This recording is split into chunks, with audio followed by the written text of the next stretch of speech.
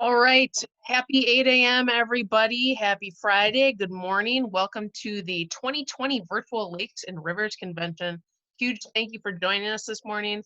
My name's Emily Heald. I'm going to be the moderator for this session, so I'm going to be doing these intros in this stream today, as well as monitoring the chat box for questions. So we do understand this format doesn't provide networking opportunities like the face-to-face event does, but we hope you'll enjoy the sessions and maybe learn something new that can benefit our waters in this awesome state that we live in. A couple housekeeping notes before we delve too far into things. A few things about Zoom. You're all going to be muted and you're not going to be on camera. So if you have questions as we go, make sure you type your questions into the chat box. You should see chat at the bottom of your screen. And if you don't, if you go to view options on the top of your screen, select edit full screen, and then you can see the chat box, the participant list, and the PowerPoint presentation all at the same time. So if you are participating in additional sessions later today, make sure you join those presentations using the different links on the virtual agenda. Do check out the virtual agenda today. I posted the link in the chat box, and I'll do it again at the end of the presentation. There's an exit survey over there on today's virtual agenda page. And we would like for you, if you have a moment or two, to make sure to fill that out. Let us know what you thought of the convention. So, a huge thank you to the presenters for being here today, especially Tanya Lourigan. Tanya Lourigan is a state dam safety engineer for the Wisconsin Department of Natural Resources, and she helps to oversee responsibilities of the dam safety program, which includes dam inspections, emergency response assistance, and regulatory matters related to the design, construction, and safety of dams in Wisconsin. She's been with the dam safety program for over 13 years and has a bachelor's degree in civil engineering and a master's degree in urban and regional planning, both from UW-Madison. So thank you very much, Tanya, and I'm going to turn it over to you. Thank you. Can you hear me okay? Sounds Loud good. and clear. Yep. Great, thank you. Thanks everybody for joining today, and I hope everyone is safe and well and that you're enjoying your morning cup of coffee or tea, your preferred beverage choice. And today we're going to talk about Safe Dam, Yes You Can. So I will get right into things here. If I can get my arrow to go down here, just one second. There we go. So as you're all aware, we've had a number of flooding events in recent years, 2017, 18, 19, and these maps here show whether we've had federally declared disasters or localized flooding. I'm not going to go so much into the images themselves. The point is just to show that we have, which you're all, I'm sure, aware of, is that we've had flooding events nearly every year in recent years in different parts of the state. So it is something that's affecting everyone across the state. And these are just a few examples of some dams that experienced damages in the 2018 widespread flood events. The Hillsborough Dam and the Coon Creek 23 Dam are both in the west central part of the state, Vernon County and Monroe County. And just for a little bit of perspective with the photos, on the Hillsborough Dam, you can see the principal spillway structure there, the concrete, and the area where you're seeing a lot of that erosion in the foreground of the picture, that is the embankment. That's where the abutment ties into the embankment material. And so you can see with the high flows, there was quite a bit of erosion there. And then with the Coon Creek 23 Dam, you can, hopefully you can see the individual standing there where that eroded area is. So that eroded area that's completely washed out, that is actually that was embankment material for the dam. That is where the embankment tied into the natural ground. So as you can see in these events, we are having some dramatic incidents and impacts to the dams in Wisconsin. And so today, some of the things that I'd like to talk about is giving you a definition of what is a dam and going generally over some of the anatomy of a dam. kind of talking about prior and present day uses, ecological advantages and impacts, regulation, and ongoing maintenance. So some of you may have seen this presentation before. It is essentially kind of a dams 101, but I think that because we've been seeing all these increased flood events, it's just even more important to make sure that, that people are maintaining their dams in a safe condition. So a definition of a dam, it's actually really quite broad. It's any artificial barrier together with appurtenant works built in or across a waterway for the primary purpose of impounding or diverting water. So that's pretty broad. Appurtenant works could be things like if you have hydropower, those could be mill buildings, raceways, just other structures or different structures that would be associated with the dam itself. So we're going to go through a little exercise. You know, unfortunately, because we can't do a whole lot of interaction here, you'll have to answer these questions for yourself. But we're going to go through some photos here and ask yourself with all these photos, is this a dam? And is this a dam? How about that one? What about that one? Is this a dam? And this one? So as you can see with the photos, they're starting to get smaller and smaller, maybe a little less clear, but I can tell you every single photo that has been coming up on the screen so far is a dam. So it's got a purpose of impounding or diverting water.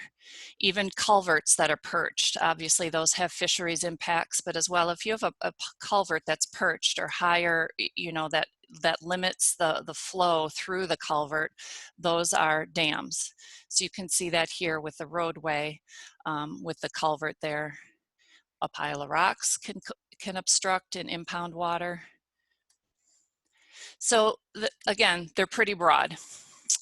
In the past, the history of dams, dams in Wisconsin were primarily or originally used, it started even pre-statehood when the early settlers recognized the potential of the streams for transporting goods and powering lumber and grain mills.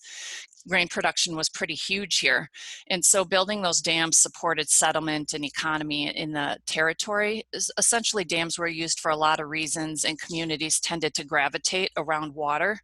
And so this ability to privately own dams continues today. Laws don't discourage private dam ownership. In fact, almost 60% of the dams in Wisconsin are privately owned.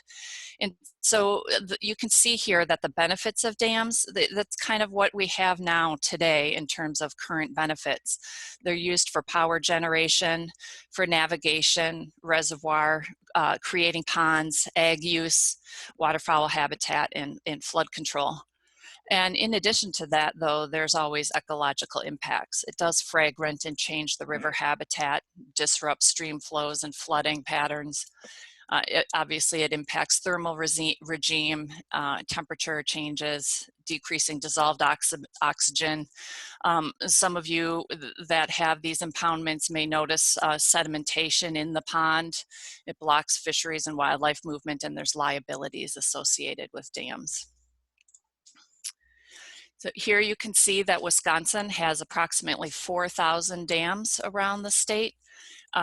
And you can see that they're centralized there's thicker clusters, so to speak, in the west central part of the state, in the driftless area where you have a lot of those steep valleys.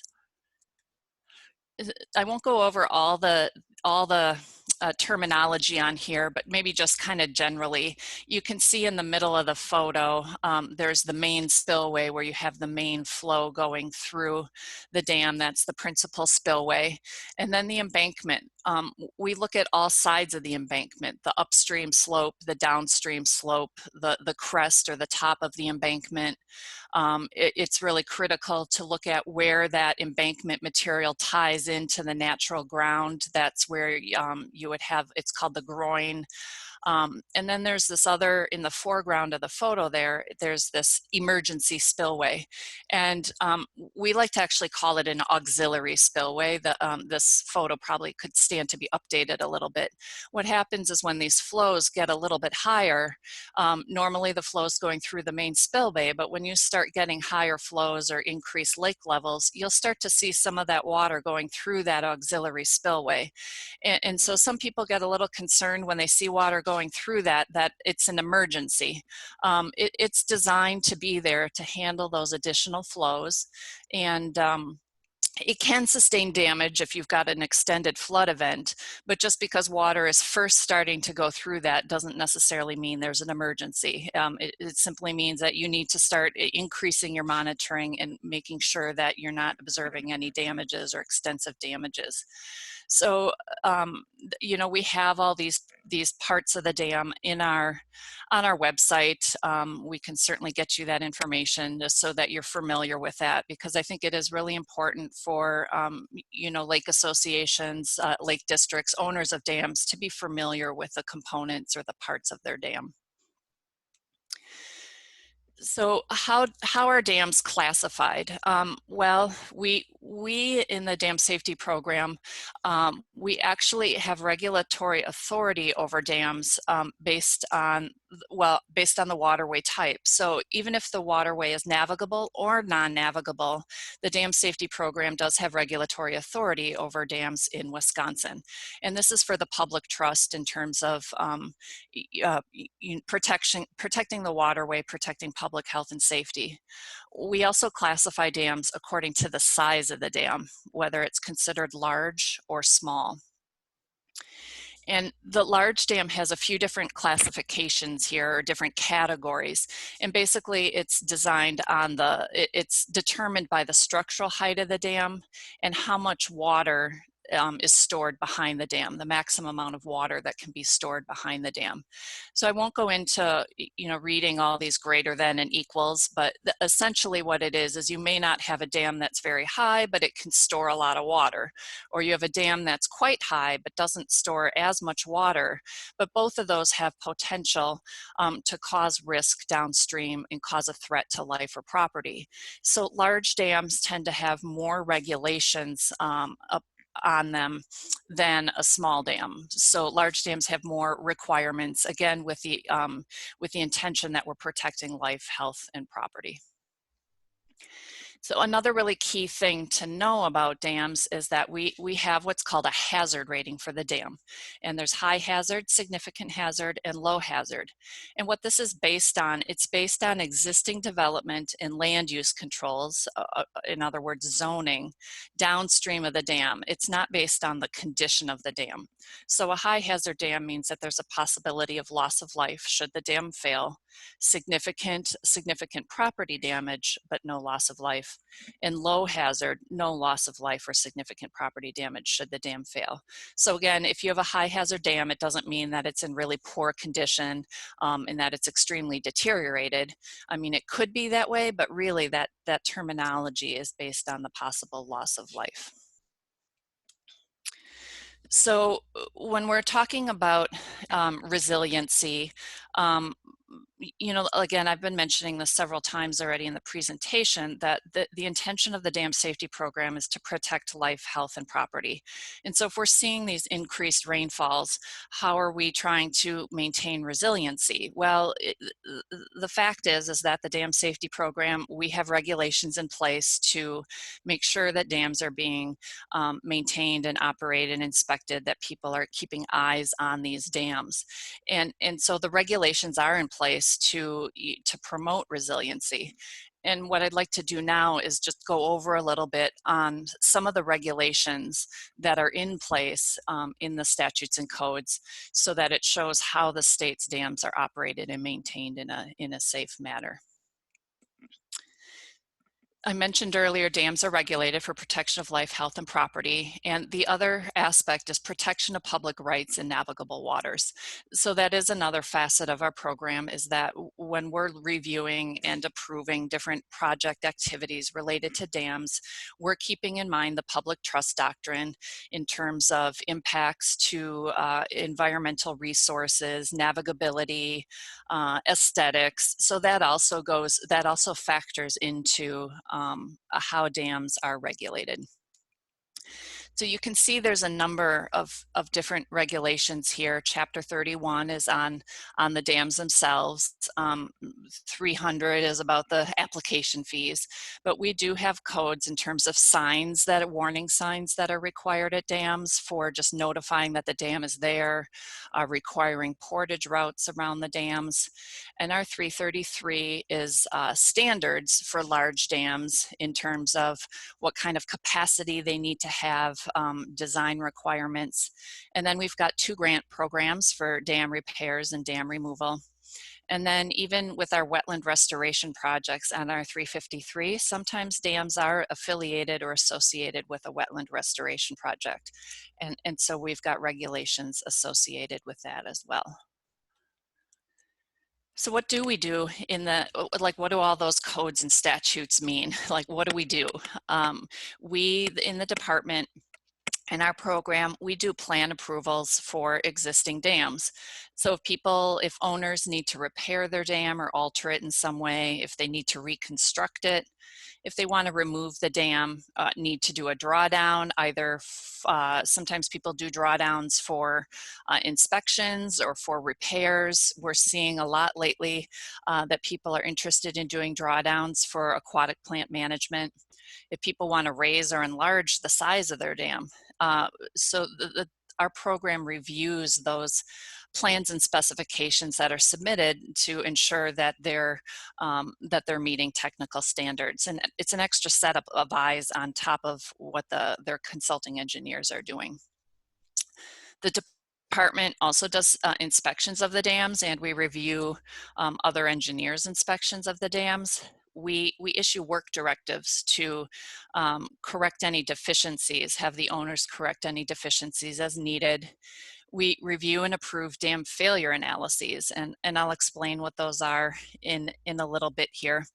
And we provide emergency response to owners. And if there's a flood event or some type of incident, we do provide technical assistance in terms of what's being observed at the dam. We do a little bit more. we review and approve transfer of dam ownership applications, and this is something that's come to the foreground in the last few years. Just recently, the real estate disclosure form, when people are buying and selling properties, there's that disclosure form that's filled out. And so now there is a box on that people need to check that they know that there's a dam on their property. And the reason this regulation is in place is because we want dams to have owners. When you've got an owner, you know that dam's being taken care of, that you've got somebody that is responsible for its upkeep. And that's why that regulation is in place. It's actually both in the real estate statute and in the dam safety statute, that when people are buying and selling land with a dam, that they need to go through a transfer of ownership with that dam with the department as well. So we process, as I mentioned before, we process abandonment permits. So when people want to remove a dam, they're actually applying to abandon the permit to have a dam at that location. And they are also providing the plans and specifications for how to do that removal, making sure enough of the concrete is removed, making sure that we're looking at the best way we can try to manage the sediment without a lot of that moving downstream, if at all possible. How quickly do you draw down the water? So that's a little bit about what we do with that particular activity. We do get involved with water levels and flows. We have what we can do. Not every dam has it, but we can do what's called an operating order that sets water levels for the dams.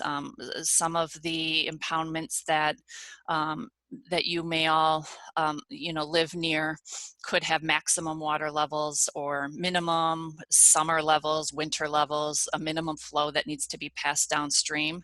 That's something that we're involved with, both from the structural integrity of the dam, as well as those environmental resources that I mentioned earlier.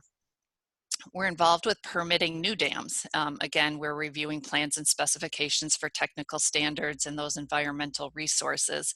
We're not seeing a lot of new large dams, people applying for those, but I would say that we're still getting a fair number of small dams on non-navigable water courses on people's private property, in the back part of their parcels.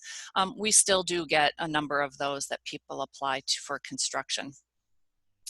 And then we also review and approve emergency action plans and inspection, operation, and maintenance plans. And what these are for, requirements for large dams. And an EAP essentially, just to summarize it pretty briefly, basically what it says is if a dam were to fail, who do you contact? Who do you call first? What's the flow chart?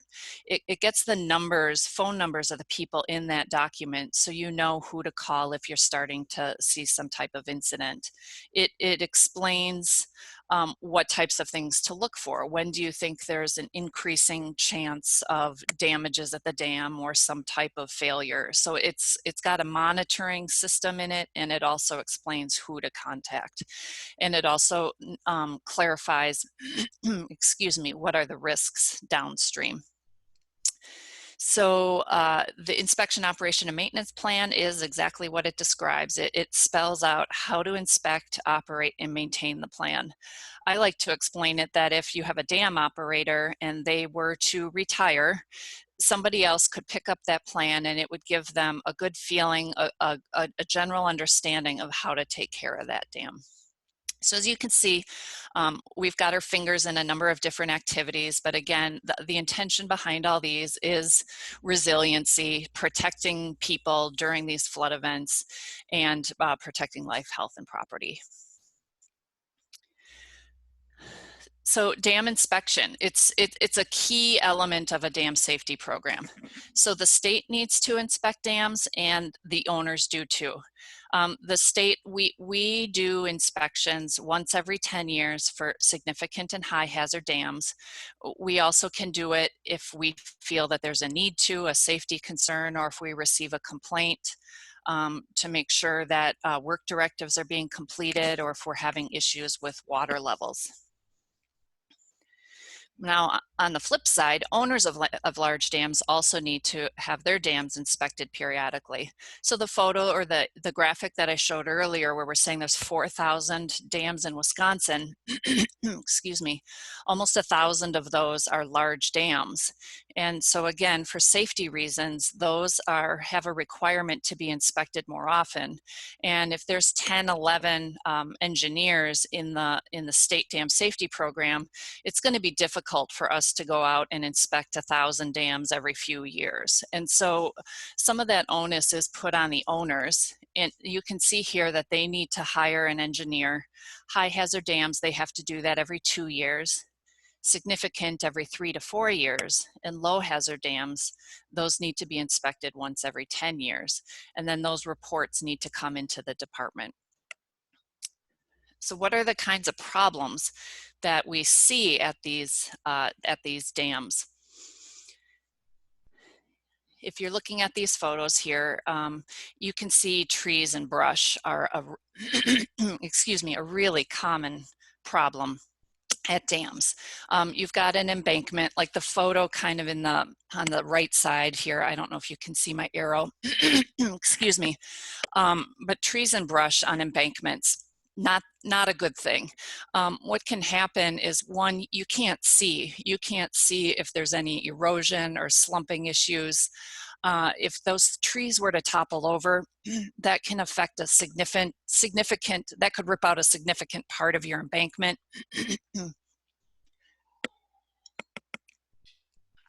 And if that tree were to die, You could have the root system that also could eventually die and create voids, which would be flow paths or for seepage or water to flow through that dam.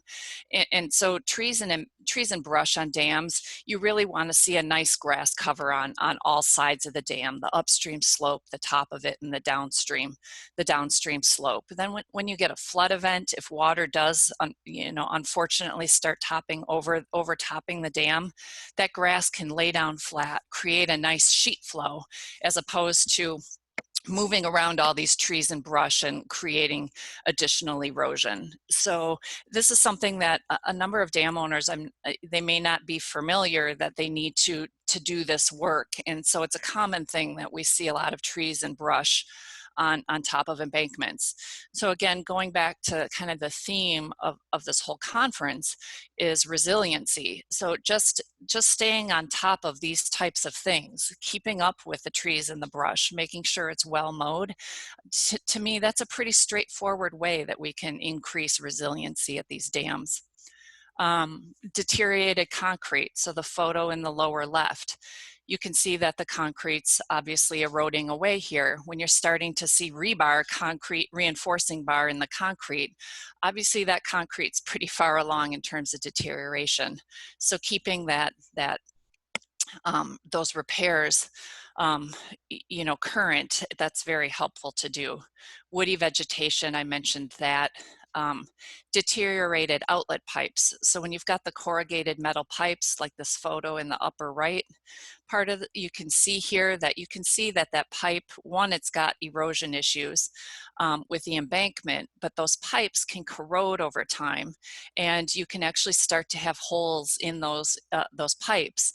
And when you've got that, then water could start exiting out of that pipe and start flowing through that embankment and causing these erosion issues. So it's important to inspect and be aware of if your outlet pipes are starting to deteriorate. Embankment erosion, I mentioned, you can see here in terms of some type of sinkhole or erosion where material's moving. You can also have rodent holes. So those critters like to burrow into these embankments. It's important to keep those filled, with a tight soil, reseed it, because over time, the more you let those animals burrow in, that can continue to erode your embankment material and create flow paths.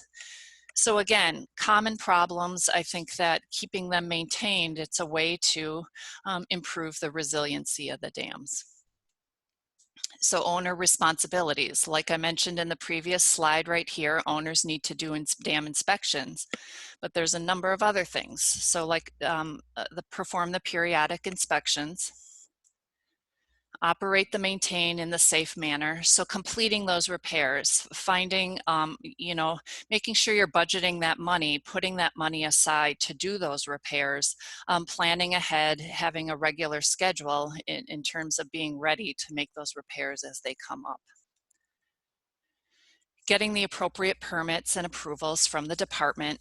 So a lot of these repairs do need to be repaired by or designed by an engineer registered in Wisconsin, and then those plans need to be submitted to the department for a review and approval. And again, it's really in the interest of protecting public health and safety to make sure that those designs are meeting technical standards. We're looking at things like when is the work is being done, compaction standards for the soil, what's the strength of the concrete. So those are the types of things that we're looking at when we're reviewing those plans and specs. So preparing and implementing the emergency action plan and the inspection, operation, and maintenance plan. Again, those are required for large dams, and that's something that owners could either hire an engineer to do that, but we also have templates for these on our dam safety web pages. If owners are so inclined to do the work themselves, maybe save a few dollars if budget is tight, to do that way. And work through those yourselves as opposed to hiring an engineer. Either option is fine. We're just trying to make a wide range of ways to be able to complete that available. Coordinating operation of the dams with others. We're finding that this is getting increasingly important with these increased rainfalls with upstream and downstream dams, is just to stay in close communication with those upstream and downstream. How are they operating their gates? Are they opening theirs? Are they closing theirs? And just coordinating as best that we can. The flip side of that, though, is that I think there's a number of folks out in the public that think that the dams all provide flood control and that you just need to hold back the water and it's going to prevent the flooding. And that's not the case. A lot of the dams in Wisconsin are not actually designed to be flood control dams. And so you can coordinate operation with the upstream and downstream dams as best you can, just to kind of make sure everything's in sync. But at some point with storms, they can be significant enough that water is, people can have those gates open, water's flowing through, and things are still going to flood. It's just the significance of those rainfalls. But as much as you can coordinate operation, it does help to try to mitigate impacts of those rain events. Another thing with owner responsibility is just to be well informed about the regulations. What types of requirements are out there? And again, some of you may have seen this presentation before, but I think just kind of giving yourself refreshers on Dam Safety 101. What are the regs? What are my responsibilities? I think it's a really good thing just to stay fresh on that requirement. So what's a safe dam and what's an unsafe dam? You know, honestly, I'm not real fond of these terms because we could think something's safe one day and then the next day you could have a big rain event and it's not safe anymore. I mean, it's all relative with one point in time. But one way you could try to look at this is that a safe dam is compliant with requirements in NR 333 and NR 116. So in addition to some of the things I mentioned earlier, some of the requirements for dams, again, to try to promote resiliency with the dam, is the spillway capacity. So dams are required to be able to handle a certain size flood event. So low hazard dams, a 100-year flood event; significant hazard dams, a 500-year flood event; and high hazard dams, a 1,000-year flood event. So the dams need to be designed, depending on their hazard rating, to have adequate spillway capacity for those flood events. There also needs to be appropriate zoning for that hazard. So, and again, I'll get into the dam failure analysis and zoning a little bit here in a couple slides. And then adequate stability. You want to make sure that these dams are stable, that somebody's looked to make sure you don't have sliding or overturning or uplift. So that's part of having a compliant dam. And again, I can't emphasize enough how important it is to have that emergency action plan and that inspection, operation, and maintenance plan. When you start getting the calls or you're starting to see those water levels coming up, it's a real reassurance to know you've got that plan and you know who to call in the event that you've got an incident. So an unsafe dam would have deficiencies that could result in improper operation or failure of a dam. So not only the things that I described here in terms of spillway capacity, all of those things create risks, but again, deferred maintenance, not taking care of dams, improper operation. You've got a flood event and nobody goes and opens the gates. A lot of these things could start to cause issues. So again, staying on top of the dam, being aware of what's required, that's a way to have that resiliency in kind of our changing climate. So the dam failure analysis, just checking the time here. I think we're doing pretty well with time for questions. So a dam failure analysis, what this is, it's an engineering study and it's used for three purposes. The first one is to identify the inundation area and determine the hazard area, the hazard potential. The second is to determine the design capacity requirements. And the third is to incorporate it into the emergency action plan. So like I said, it's a study that's done by an engineering consultant.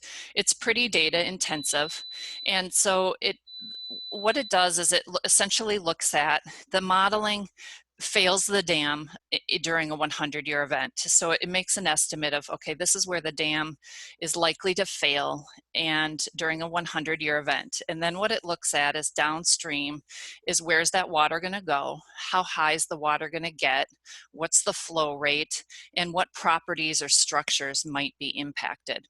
And then it kind of looks at the time, like the wave of when that water is going to hit downstream. So all of that together then creates what's called a hydraulic shadow map. And so now you've got this map and you know what the potential is if the dam were to fail. So in Wisconsin, communities downstream of the dam are actually required to adopt that map into their floodplain zoning ordinance. And the idea behind that then is that it's zoned as floodplain. And so development is there's standards, there's some restrictions in terms of development downstream. And again, the idea behind this is to protect life, health, and property. And so once that map is adopted into the floodplain zoning ordinance, you have that one protection. And then, like I mentioned earlier, in addition to that, when you put it in the emergency action plan, then when you're in a live incident, you've got that map. You can start to see who might be impacted downstream, and you know who to be contacting them to know about those potential dangers or risks. So here's an example, kind of a sketch here. You can see downstream of the dam, you've got the normal flow condition. And here's if the dam's functioning. You can see a 100-year flood dam functioning. You can see that the water level goes up a little bit.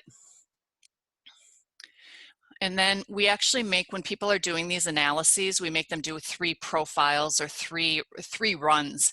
So one of the things we also, when they're doing this model, we look at, okay, what would happen if the dam were to be removed?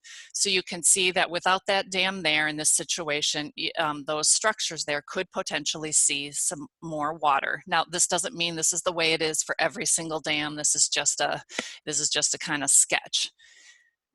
And then here you can see if the dam were to fail, it's showing you where that water goes. You can see that impact to those structures. So if that house that's now colored in blue was a residence, obviously this one would be a high hazard dam. So going back, you can see here's normal flow. Here's with the dam functioning. If the dam weren't there at all, but again, this isn't necessarily the case that everything downstream is going to start impacting structures if a dam were to be removed. And then here, the dam failure. So what are common causes of failure? Overtopping of embankments. Again, that's why I stress the importance of making sure that you have those trees and vegetation, woody vegetation and brush cleared, and a good grass cover on your embankments. You could have a structural failure, stability failure, cracking, poor maintenance, and then piping. And piping is when you're starting to see movement of embankment material, soil from the dam itself. So that's why I've been talking a lot about roots and voids, that if you're creating flow paths and you're having seepage through a dam, eventually that seepage could start to carry that embankment material, that soil material. You're often first going to see this on the downstream side of the dam. And so you could start to see this movement of the material, and that is cause for concern. So that's one thing in terms of monitoring your dam. Clear seepage, you want to keep an eye on it. Be familiar with when you see it, how often you see it. Is it just at certain times of rainfall events or water levels? But if you're starting to notice changes where you're starting to see soil material boiling or bubbles coming up, those are issues of concern, that you're starting to see a change or an issue with your dam. So there's a few structures that are actually not regulated by the state. Hydropower dams. So a lot of those hydroelectric dams on the Wisconsin River, those are actually regulated by the Federal Energy Regulatory Commission, by FERC, a federal agency. Dams that the Army Corps of Engineers owns and operates. So for example, the Lourigan dams on the Mississippi River, those are ones that the Wisconsin Department of Natural Resources does not regulate. Other ones could be water control structures that are not on a water course. So for example, you could have a stormwater pond in an outlot in a subdivision. That would not be regulated. And another one, interestingly, is cranberry dams. We do not regulate those as well. So again, just to kind of go back to the theme of the conference in terms of resiliency, I think I've driven the point home that just staying, the dam safety program, our purpose is to protect life, health, and property, and we're committed to that goal. And as you can see, I believe we have a lot of effective current standards and core work goals to support that resilience. And I agree, we've been seeing increased rainfall and more intense storms.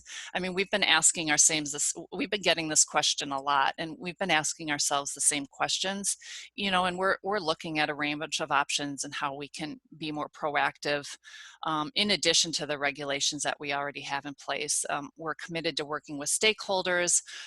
We've got involvement with a lot of the committees and task force that have been created recently.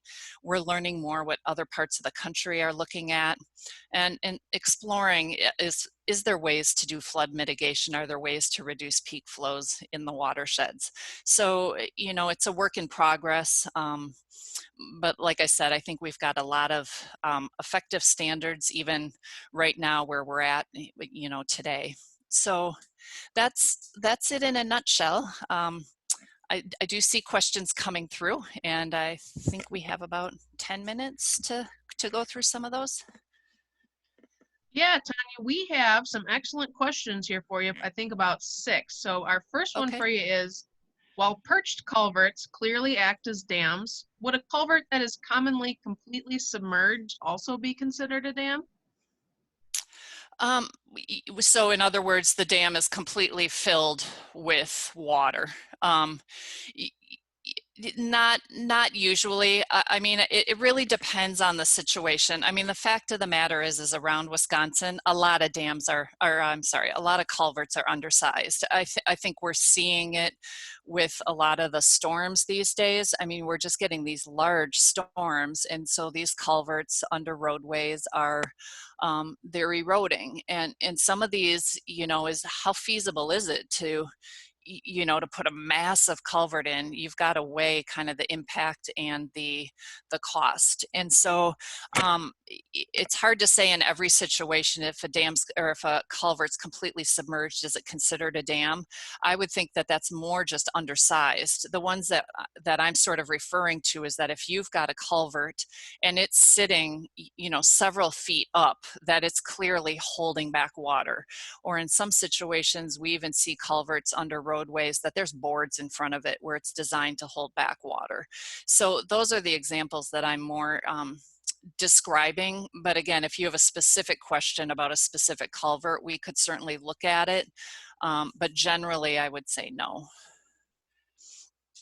Great. Our next question here is, do all repair plans, including small repairs such as filling in rodent holes, need to be approved by the DNR before they are implemented? So not all repairs need to be approved by the department. We have what's called repairs and then maintenance. So if you're filling in a rodent hole, I would say that's more of a maintenance item. If you're replacing just a small amount of riprap or kind of shifting any riprap around that's been moved, that would be more of a mowing maintenance.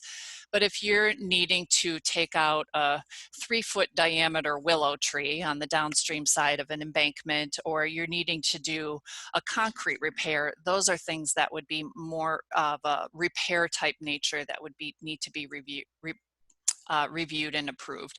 I would say if you have any questions or doubts about whether it's maintenance or not, you can always call your regional engineer to see, to have them give you an assessment on that.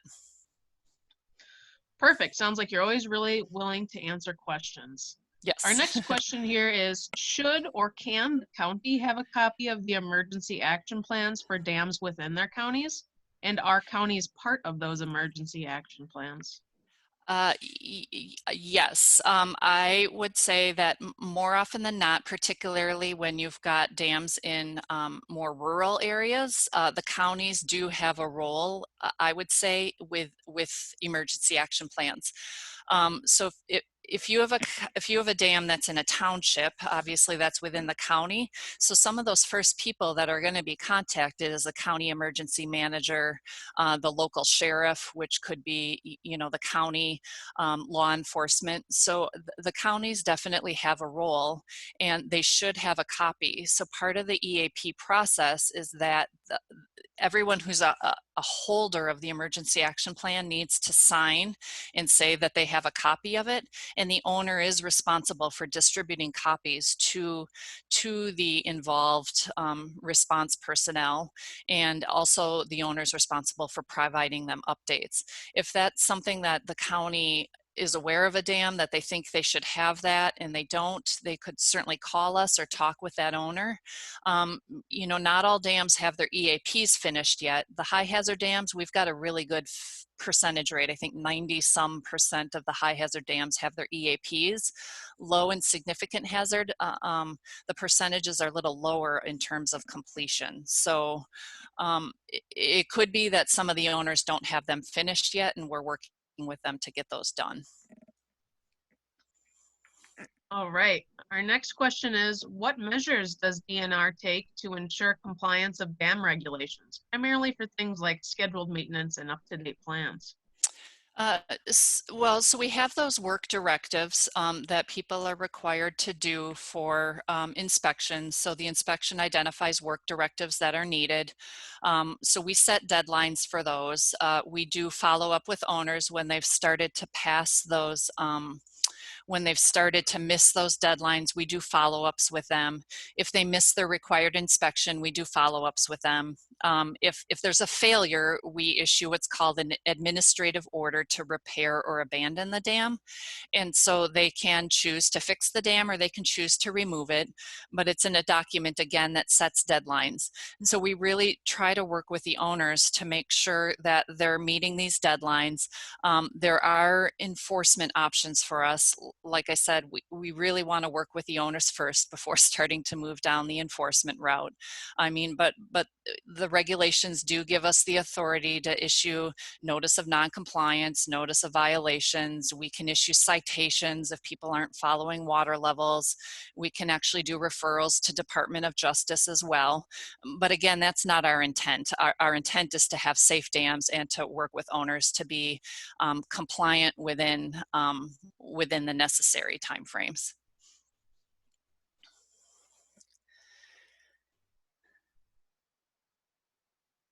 Great. We have two questions left here.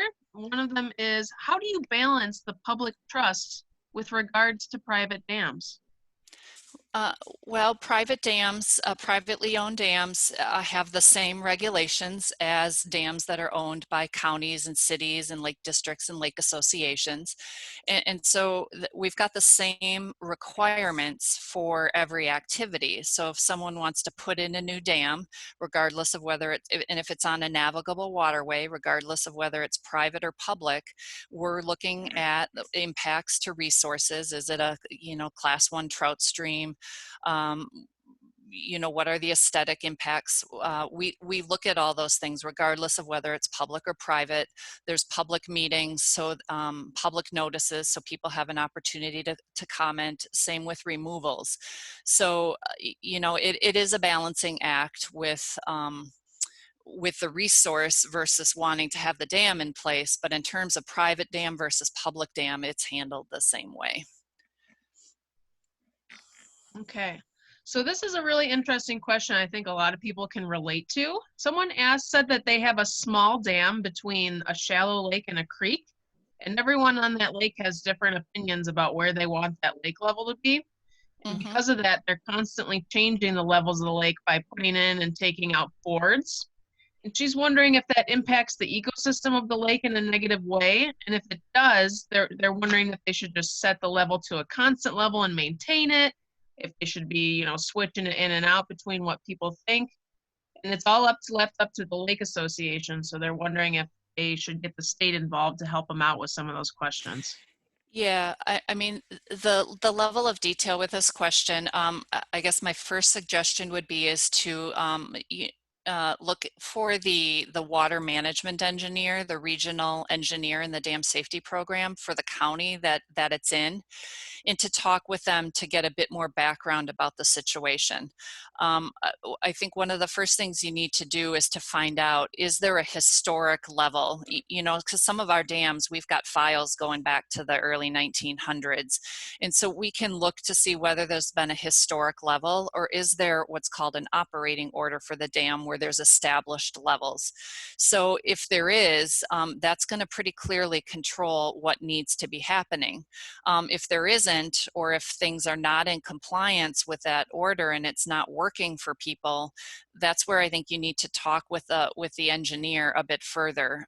It's possible you could try to request to change that order, or to create one, but I think you really need to weigh what are the pros and cons of doing that. I mean, do you have the resources, the financial wherewithal, because studies may need to be done.